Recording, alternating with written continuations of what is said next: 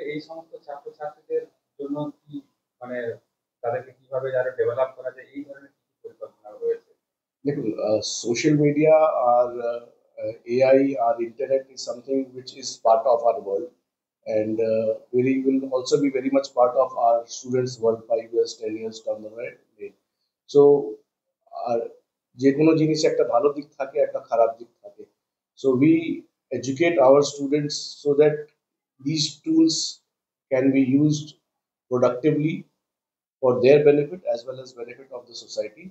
Of course, we tell them what is the bad side of it. We also have classes where we expose them to how to behave digitally. আমার তোমার Facebook যে page আছে, তোমার Twitter page আছে, ওখানে কি কি করার দরকার আছে, কি কি করার দরকার নেই, কিরকম তোমার পাসওয়ার্ডস গুলো তোমাকে ঠিকভাবে করতে হবে, what is an OTP, what is an password. তো এইগুলো যে প্র্যাকটিক্যাল লাইফ লেসন্স আছে, সেগুলো আমরা আমাদের স্টুডেন্টসকে we are inculcating them, teaching them what to do's and do nots of digital world. Sir একটা প্রশ্ন, এআই আসার পরে শিক্ষাক্ষেত্রে কতটা পরিবর্তন দেখতে পাচ্ছেন? দেখুন, এআই এসেছে ঠিক আছে, AI is a tool, is not going to replace schools, it's not going to replace teachers.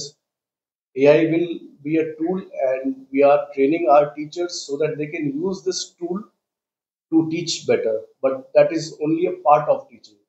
But teaching will always include one-to-one interaction between the students, group teaching, peer teaching, student and teacher interaction. AI is not going to replace that. We do not want, our school does not believe that AI is going to replace the entire teaching thing. It will be a tool which, when well used and properly used, will enhance the learning capabilities of the student as well as teacher. There আছে আর একটা টুল আসে যেটা যার মাধ্যমে they can bring or teach better to the students, but that is only a part of the teaching. আজকে প্রোগ্রামটা নিয়ে আজকে আমাদের এখানে প্রোগ্রামটা মেন হচ্ছে লিটল স্কলার্স ফেয়ার, যেটা আমরা প্রথম থেকেই করেছি। আর এই স্কলার্স ফেয়ারে আমাদের মেন উদ্দেশ্য হয় কি, আমাদের যেটা স্কুলের ভিশন আছে কি একাডেমিক্স এক কম্পোনেন্ট আছে, আর একাডেমিক্স ছাড়া যেটা বাচ্চাদের ওভারঅল ডেভেলপমেন্ট হয় ওটাকেও আমরা যদি আর উপরে নিয়ে আসতে পারি।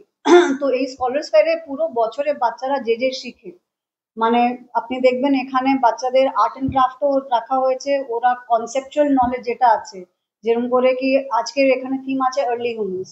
তো আগের লোকটা কেরম করে ফায়ার ইনভেন্ট হলো, কেরম করে জিনিস হাউজিং আসলো, খাবার আসলো, ওই সব কনসেপ্টটা নলেজ দিয়ে এখানে বাচ্চাদেরকে পুরো বছরে ওরা যে জিনিসটা শিখে ওটাই ওরা এখানে আজকে প্রমাণ করছে। তারপরে আর একটা ঘরে দেখবেন আপনি সায়েন্স এক্সপেরিমেন্ট হচ্ছে।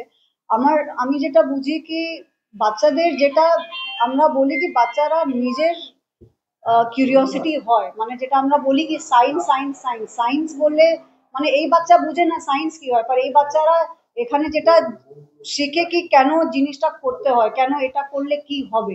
তো আমাদের এখানে মেন প্রভিশনটা আছে কি 4 বছর থেকে বাচ্চারা এই কিউরিওসিটি যেটা আমরা বলি কি, মানে সব জিনিস পড়াই মাধ্যমে না, আর কিছু কিছু জিনিস খেলার মাধ্যমে যেরকম করে কিছু জিনিসটা শিখছে, ওটা আমরা এটা বলবো না কি টেক্সট বুক নিয়ে শিখবো, যেটা আমরা অ্যাক্টিভিটি দিয়ে করাতে পারি, এটা দিয়ে করাতে পারি, ওইগুলো জিনিসটা নিয়ে আমরা এখানে তৈরি করি। তো আপনি যখন এক্সপেরিমেন্ট রুমে যাবেন আপনি দেখবেন কি বাচ্চারা এই এক্সপেরিমেন্টটা বলছে, ওখানে স্পেসিফিকলি বলছে কি আমি যেটা দেখাচ্ছি ওটা ম্যাজিক নেই, ওটা সায়েন্স আছে, কেন সায়েন্সের পিছনে কি কারণ আছে ওটাই আমার আজকে 5 বছরের বাচ্চা ওটাও বলতে পেরেছে। তারপরে আপনি যখন ক্রাফট রুমে যাবেন আপনি দেখবেন কি আমাদের কেজির বাচ্চা এখানে, মানে ওয়েদার ছেলে হলো কি মেয়ে হলো, ওরা এখানে আমরা প্র্যাকটিক্যাল লাইফ স্কিলস শেখাচ্ছি, মানে নিজের খাবারটা কিরম করে তৈরি করা। তোমরা যদি বেসিক স্টিচিংটা জানো, যেরকম cross stitch, normal running stitch হলো, এটা ওটাও ওদেরকে এখানে প্রিপেয়ার করা হচ্ছে। বেসিক জিনিসটা যেরকম করে নিজের বেডটা কিরম করে মেক করতে হয়, যেটা প্র্যাকটিক্যাল লাইফে আজকে না হলে পরের দিন কাজ লাগবেই। তো আমরা এই ডেভেলপমেন্টটাকে অনেক মানে প্রায়োরিটাইজ করি। আগামী দিনের পরিকল্পনা কি আছে আমাদের স্কুলে? এই স্কুলটাকে আমরা ফিউচারে হোপ করছি কি দুটো জিনিস আছে, একটা এডুকেশন ইজ ফর অল। আমি চাইবো না শুধু একটা সেক্টরে বাচ্চাই এই জিনিসটাই এক্সপোজার পায়, যারা অ্যাফোর্ড না করতে পারে ওরাও পায়, যারা অ্যাফোর্ড করতে পারে ওরাও পায়। ওই জন্য আমাদের নাম্বার ওয়ান একটা তো আমি ওরকম করেই মডিউলটা ডেভেলপ করছি, যাদের আসতে পারে, আর যারা অ্যাফোর্ড নাও করতে পারে ওরাও নিতে পারে। আর যদি এডুকেশন পার্সপেক্টিভে আপনি জিজ্ঞেস করবেন, তাহলে আমার মনে হচ্ছে কি আমাদের ভিশন আছে কি এখানের আমাদের বাচ্চা প্রথমে এবিসিডি আর ইংলিশ ম্যাথ এটা তো শিখবেই, আর ওর থেকে বেশি জরুরি আছে কি যদি ওরা শেখারটাকে ভালোবাসে। মানে একটা হয় আমি আনন্দ দিয়ে শিখছি, আর একটা হয় কি না এটা করতে হবে, স্কুলের জিনিসটা আছে তাহলে করছি। আমি ওই জিনিসটা করাতে চাইবো না কোনোদিন আমার বাচ্চাকে। পড়াশোনার পাশাপাশি আর কি শিক্ষা দেওয়া হচ্ছে? পড়াশোনার পাশাপাশি আমি বললাম যেরকম করে আপনার স্পোর্টস আছে, ড্রামা আছে, মিউজিক আছে, ওর ছাড়া ওদের কিরম করে কনফিডেন্টলি কথা করতে হয়, কিভাবে প্রেজেন্ট করতে হয়। ওর ছাড়া বিভিন্ন রকমের ক্লাব আছে এখানে, যেখানে বাইরে গিয়ে ওরা প্রেজেন্ট করতে পারে জিনিসটা।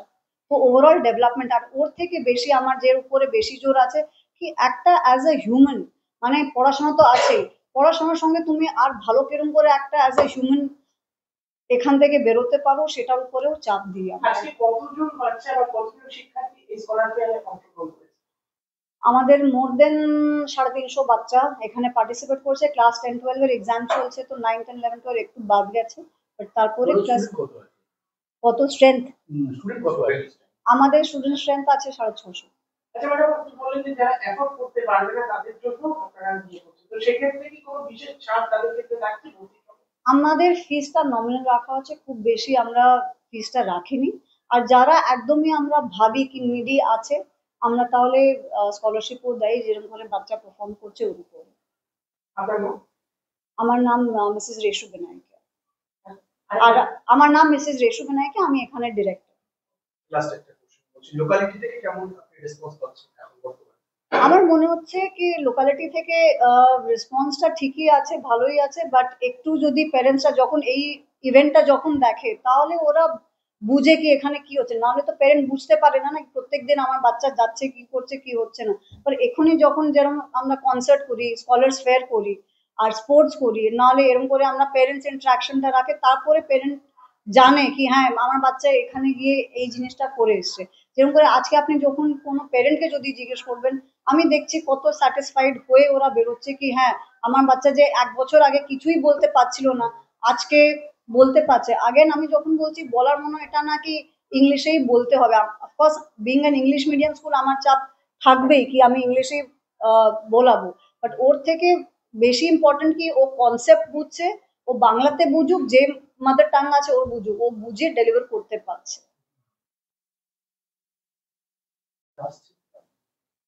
ম্যাডাম, আমাদের স্কুলের যে স্টুডেন্টদের যে কাজগুলোকে তুলে ধরা হচ্ছে, এটা কিভাবে হচ্ছে যদি বলেন? দেখুন, একদম ছোট যারা, যেটা প্রি প্রাইমারি আপনারা দেখলেন, পুরোপুরি টিচার্সদের গাইডেন্সে অ্যাসিস্ট্যান্সে কাজটা হচ্ছে। মেইন ডেকোরেশনটা না, রুমস গুলো হচ্ছে। আর হায়ার ক্লাসে যেটা দেখলেন 3 থেকে যেটা ওপরে ফ্লোরে, সেটা বাচ্চারা একদমই নিজেরাই করেছে। টিচার্সরা গাইডেন্স দিয়েছে কিন্তু টিচাররা হাত লাগায়, কারণ ওরা একটু বড় তো। আর সায়েন্স প্রজেক্ট বা গেমিং সেকশন বা এগুলো পুরোপুরি স্টুডেন্টরা করেছে। আগামী দিনে আমাদের কি পরিকল্পনা আছে স্টুডেন্টদের নিয়ে? আমাদের একটা রোবোটিক্স ল্যাব আছে আর এআই আছে আমাদের।